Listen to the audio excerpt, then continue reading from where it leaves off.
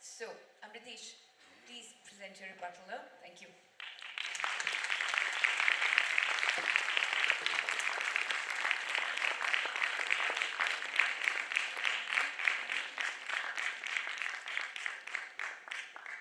Well, listening to the arguments presented by side opposition today was like listening to the Taliban talking about world peace. Now, don't get all worked up. Don't get me wrong here. I'm not comparing them to the Taliban, but I'm talking about the sincerity. I'm talking about their intentions. The first speaker of side opposition said that there are no cases to cite that housewives and house husbands are discriminated.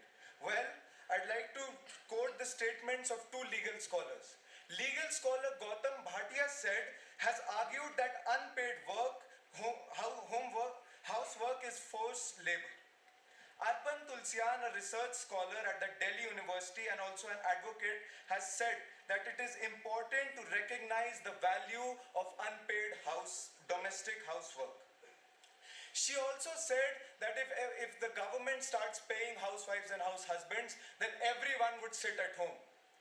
Well, the problem here is that there was a reason why I gave 3 points that the formula that the Indian courts had used in order to provide compensation to the people who died while doing housework due to some unfortunate accidents.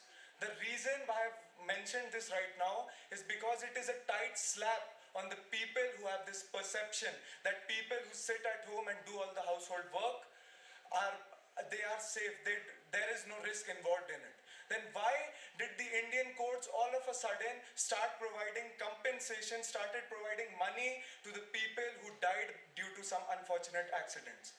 Therefore, I believe that if the courts have started paying these people after their death, why not pay them for their efforts while they are alive? And it is simply, mostly their arguments are based on several what-if situations. Well, I'd like to assure you that no matter what the opposition says, if the government starts paying housewives and house husbands, then the world isn't going to end. The second speaker said that, well, all of the speakers said that they do the work willingly. Then why should they be paid? I'd like to tell them that there are many people who do the work willingly. There are people when they go out for interviews, when they go to get some job, they don't do it against their will. They do it by their will. So why are they paid money then? According to their logic, even the teachers or the staff or the people who are sitting at high positions in society, even they shouldn't be paid any money.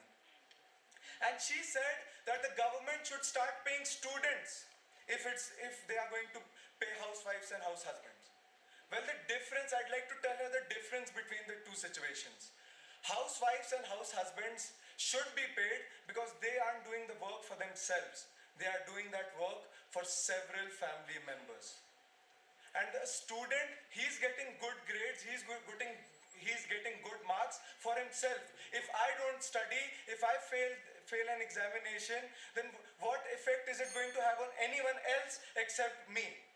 And the third speaker, before I cite what the third speaker said, I'd like to say that only an overconfident, uninformed, ultra-crepidarian, academic charlatan would have the audacity to say that women or men do not increase the GDP of the country.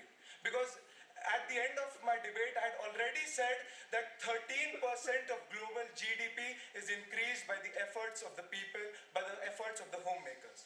49% of women in India contribute to the country's GDP without even being counted.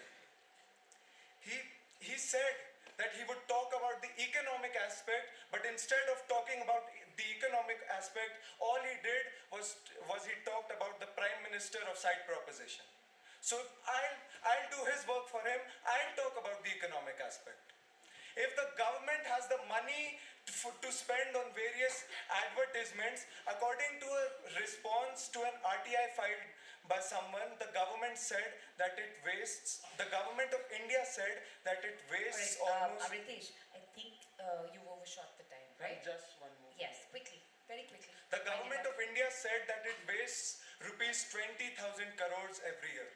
Therefore, in conclusion, I would like to say that what the opposition has said, those are simply opinions which I do respect and everyone here should respect.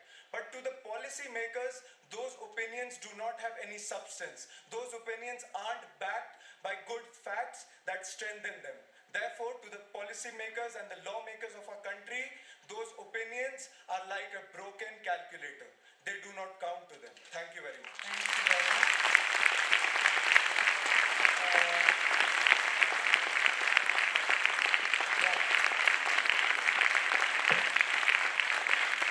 I'm very glad that you said that every opinion